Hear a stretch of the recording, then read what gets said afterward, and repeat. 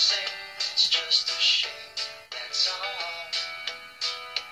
I could say day and you say night. Tell me it's black when I know that it's white.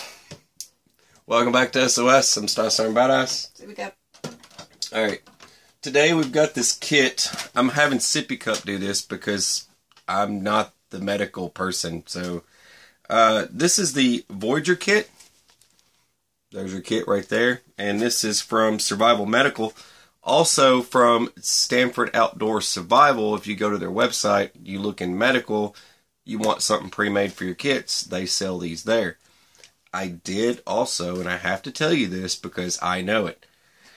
I went to survivalmedical.com because Stanford Outdoor Survival was out of a lot of kits. So I went to survivalmedical.com and I found this kit. I found all the other kits. They've got the backcountry kit. They've got a kit for tools. They've got a kit for like disease control and all kinds of craziness. I didn't know all those kits even existed for this type of stuff, but they've got the actual, it looks like this, but it's for tools, and they've got some that's for dressings and all sorts of stuff, but they've even got the buckets. I'm just telling you that because you need to know it.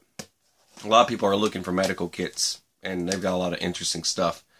I mean, they've got kits on, hiding the body and things like that. Like Clue? No. Did I say hiding the body? Mm-hmm. I meant to say that. That's what your friends are for. Alright, anyways. Let's do this. Alright, Sippy's going to unbox this thing. Yeah, I'm not going to read down what's in here because it's pretty long. And I'll just say I was really apprehensive about doing a medical kit, buying a medical kit. BA really had to push me, and he's like, just look at it. And I'm like, ugh. There's just so many medical kits out there that are like glorified first aid kits that I just really don't care for. But when I started reading this package, I was like, wow, this is actually pretty organized.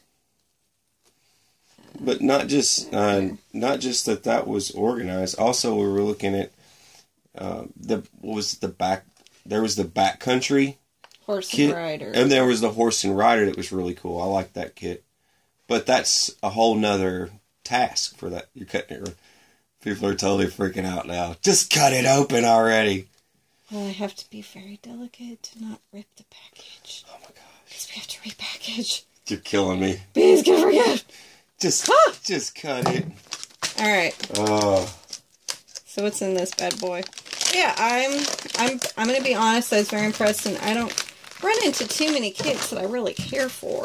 Yeah. So, and it's very nice and organized in there, isn't it? So you got your typical emergency pressure dressing. It's really good for a lot of extremity use. And, when you open it, you see it's kind of thicker right there. That's going to be your pressure gauze right there. And then you wrap it. And I've shown a couple little tidbits on my other medical videos on how you can increase pressure by twisting the gauze over the wound. And I'll push all that stuff back over there. When thank you, Vanna. Alright, so we just got moleskin. Yeah, just some regular moleskin. Just good adhesive stuff to make a nice barrier.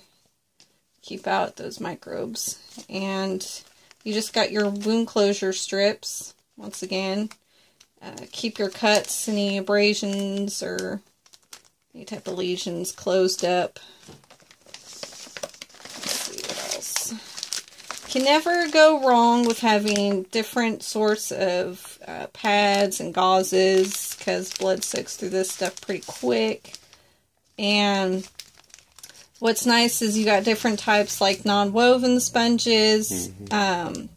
These won't, like when you push it down onto your wound and stuff sometimes when you have different pads that are more of the woven, they will kind of crust onto your blood when it dries out. So when you go to peel it off, if you don't wet it first, it's going to rip those blood vessels back open. So it's really good. They give you a nice variety of stuff because I tell you, you know, before I got into the medical field, it's overwhelming to know what you want to get because there's just thousands of medical supplies that you can look at and just be like, I don't know where to start. I just want to buy it all, but you don't need to buy it all. But yeah, you just got different sizes, and like I said, just good deal. Alright, and shears.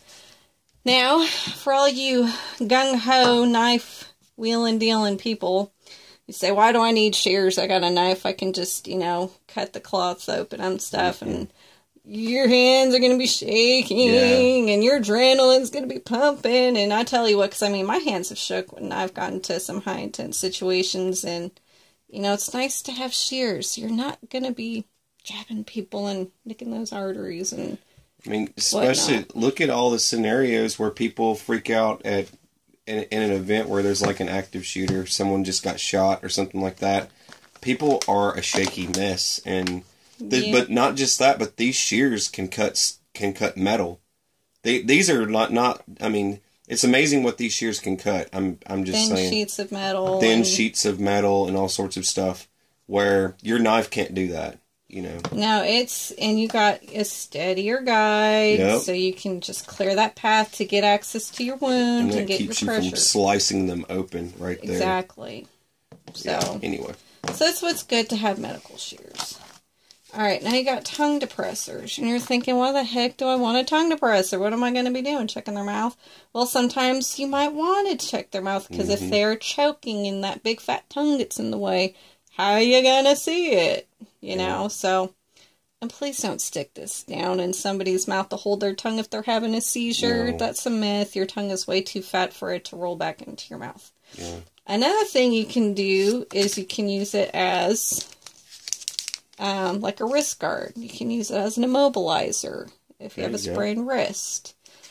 I mean, if you need to, you can just smack it up if somebody breaks their thumb or whatever. I mean, it's a lot more stable than going through the forest and finding a big bulky round twig. I know, and right? I mean, it's gonna be rolling everywhere, and your poor wrist is just gonna be dangling. But you know, and other things that I've been taught as EMT, that if somebody gets stung multiple times, you don't just want to take tweezers and rip it out because it's hooked. You just take it and you can scrape it across. I'm gonna go get my commando saw. I'm gonna hook you up.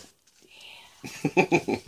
So there you go. We're gonna go in the woods. And I'm sure you creative thinking people out there, I'm sure you can find more uses for it too. Oh yeah. Fire tender, there you go. Yeah, fire tender. And then once again, just different size little gauzes for, you know, your hands, fingers, awkward little areas that you need to wrap. Yep. Alright, now, very important to have an emergency blanket. People end up going into shock. Their blood circulation goes down. Blood pressure drops. You need to keep them warm. Unless you're in the desert or it's 100 degrees and we got 90% humidity, you're going to want to keep your patients covered. And I've gone over shock and how to help keep it from aggressing. So it's really good to keep warm. It's very important for your circulation. That's another thing I thought was pretty cool about this kit, is that it had something like that in it. Mm-hmm. I mean, this isn't like first aid kit at all. No, this this is like a minor trauma kit. This is something you want. You don't want a first aid kit. Yeah. First aid kit ain't gonna And dude, that's the right size. You can carry in your backpack every freaking day of your life if you wanted to. Exactly. This is a good little kit to where it's gonna hold you out for a day until you can get rescued. You got your triangular bandages, and does it come with clothespins? I don't think so. I'm not feeling one, but I've shown on other videos. You just tie the corner of it, voila. Voila. And it works great. So it's just another good immobilizer if you got a dislocated shoulder or what have you. Or if you need to makeshift a bandana. What if you're trying to look cool while you're out there? Or you can use it as a strainer. Yeah, for your strainer water. For your coffee. But medical medical purposes, BA, it's good to have. You don't need a safety pin. All right, now you got all sorts of little pads. Look at all those What do we goodies. got? They got iodine prep pads. Good for, you know, just, well, more like sterilization, less disinfecting. Here, let me help you out. Oh, A couple of hands. my in little here. squirrel hands are just, You want a thumb war? no, Okay. you'll win. So that's something I don't see too often in medical kits too, is the little prep pads. So there you go. Nice. And you have burn aid gel for all you people making all your fancy fires out there and you end up burning your mittens. There you go. Cools and soothes. So that's pretty awesome. That is awesome. And then of course you just got your typical little suture type. suture bandages that'll help keep that wound closed up. Alright, now you got triple antibiotic ointment. And they're not stingy like those other kits. I know, right? We're not naming Those names are here. fat little pouches, too. So this is really important to keep infection at bay until you can get to your local urgent care emergency room. And another thing that they've been finding out is honey actually has antimicrobial agents in it. And they're actually incorporating honey into some ointments in some cases. So not only is that ointment for something other than infection, they're using as a preventative measure for infection. So that's just another thing to keep in mind is honey is good for, well, you know, your just open wounds because it will help. Not saying it's, you know, as good as iodine or anything, but they are finding out more stuff with honey. Yeah. Anyways, you get what I'm saying. Yeah. Alright, so you just got a, let's see, Benzalkonium Chloride. So just another type of disinfectant wipe. A little towelette to clean off with. More with like your hands and such. That way you're not spreading your dirt and stuff more in their wound. And then you got, of course, your stinging and bite pad. Latex free. So for all of you people who have allergies, there you go. It's always good to know. Yeah. I always joke about the sting and bite pads. Oh, snake bite? Here. Take one. Just put one of that on and just circular motion inside to outside. You'll be alright. And then just your regular alcohol prep pad for just other, more for cleaning uses. Oh. Bam, ruined your nice pile. Oh, come on. Alright, so, get to that little guy. This is waterproof tape, because what good is tape if it's wet? So, I actually, I think it's the first time I've ever really seen waterproof tape in a medical kit. So they really put a lot of thought and effort into this kit, I think. So, there you go. It's just crazy. It's like looking at the Boss kits. I was saying the same thing. It's like, wow, they really did think of everything. Mm-hmm. Alright, so tourniquet. People who don't know how to put on a tourniquet, I'm going to show you how. So, you're going to go, let's say it's this is all gushing and bleeding, and oh my goodness, we got to control it. You're going to go about a couple inches above the site, put it around. Alright, so it's together. Wrap. So you cross them like you're making an X. And then you take this side and stick it under. And that's your tourniquet. And then you got a quick release. Boom. Boom. I like it. So, here, I'll roll that back up. There are all sorts of guidelines and just scopes of practice with tourniquets. They change all the time. And Bruce was telling me, and someone was asking the other day if it's a requirement. It's still a requirement to put the T on the forehead. The time. Yeah, because, I mean, what if the clothes cover up the tourniquet and you forget to tell, and you just forget altogether, and that way the surgeon doctor knows there's a T for tourniquet, and usually we write the time on the forehead because it's important for the surgeons to know when you put that tourniquet on, and then other people go into talking about, well, you know, you got to loosen it up too because of circulation, and look, you're going to be out there, And you can if put you it away have just like that. If you have an artery that's severed, look, do not mess with trying to get it just right, because you want to hook that tourniquet and you go spurting out. Yep. Honestly, I think I'd almost rather lose my limb than my life, but yep. It's just one of those calls when you're out in an emergency situation and there's no one to help. You know, just communicate with that person, I guess. Hey, do you want to lose your arm or your life? You tell me. So look, all sorts of cool, fancy That's a Band-Aids. different type of bandage. Yeah. I don't think I've seen one. I don't think I have either. Like Let's see, how many do they have? 1, 2, 3. Those are very unusual. And those, I think, are called... I don't know if you can see that, but large butterfly closures. But they're not like the butterfly closures that we're used to, like the knuckle style. These are... It's just a large adhesive bandage. It's like an X pattern. Yeah, but that's pretty cool. Haven't seen that before. Of course, with medical supplies, they're always coming out with like fancy and... What is and that? it's your gloves. Sweet. So you always gotta have your gloves because... Nitrile, right? Yes. Nice. So latex free and... For those of you allergic to latex... Powder free. So... Yeah, powder like free. I've said before, when you're dealing with blood, it's very slippery and slick. Gloves definitely are there to keep you from getting whatever viruses or microbes are in that person's system, because if it's a stranger you come upon to, you'd have no idea. Mm-hmm. So, it's always good. Alright. Near the end. And of course you have to have your Coflex. That's what I call it. It has a couple other names, but also latex free. This is the stuff, of course, you use after you get your lab work done, and if they aren't stingy and don't put a tiny little band-aid or piece of tape over it, they'll use this stuff, especially after you donate blood.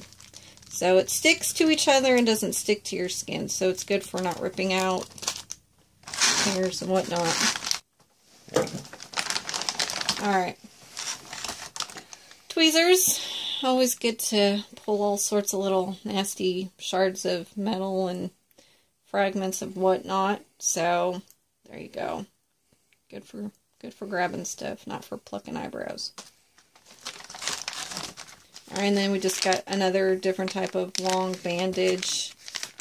Conforming stretch gauze. So, this is a little bit more elastic, so it'll stretch, unlike your just typical regular gauze. It's kind of more just, gauze. It doesn't add too much pressure at all. Whereas this one is kind of stretchy. You can actually dictate how much more pressure you want on it too. So this is actually something that's kind of been coming out lately. I've seen only maybe in the hospital 3 or 4 months. So, yeah, we're keeping up on the times, I tell you. And your ace wrap. You cannot forget your ace wrap. This one is like the bottomless bag or something. It is. Bottomless bag of medical goodies. But yeah, everybody knows what this is, so don't have to explain it. Oh, that was There's it? your fancy bag. That's it. Sweet. But that's... There you go. That's all the stuff. Slide that over here. It's all your stuff that came in it. Mm-hmm. Pretty cool stuff. Hey, so those of you that want this kit, this is the Voyager, okay? For those of you that like this kit, it's the Voyager Kit. Both places have it. Survival Medical has it, and Stanford Outdoor Supply has it as well. So if you're looking for it, that's where you get it. But there's so many other kits. So if you go to the survivalmedical.com, there's so many other kits. I would go there and check that out, because you can get lost on their page with all the crazy little medical kits. Little, affordable. The cheapest one's $21. There you go. And that was the Backcountry Light, I think. Backcountry Light's like $21. So there you go. Not like this one. This one's a few bucks more, but you can look this one up. The Voyager Kit. There you go. Yeah, I mean, there really isn't too much I would add to that trauma kit. I mean, I'm not going to get nitpicky and say, well, I put ammonia inhalers. And, I mean, because you wouldn't be able to stop, in all honesty. You could just keep adding and adding. But for the basics, they did a really good job of covering it. And that's the only reason I let him buy it. I was like, well, all right. This is for the Boss bug out bag. The reason why I picked this is because they sell it. It's one of their products on Stanford Outdoors website. So that's the reason why I picked it. So it could be official for that kit that I'm building. All right. You're watching SOS. I'm Stasar and Badass. Sippy cup. Have a beautiful, fabulous, fantastic rainbow unicorn Medical day. sunshine day. Pegasus. Thanks, Steve, for sending me that. It's pretty funny. God bless.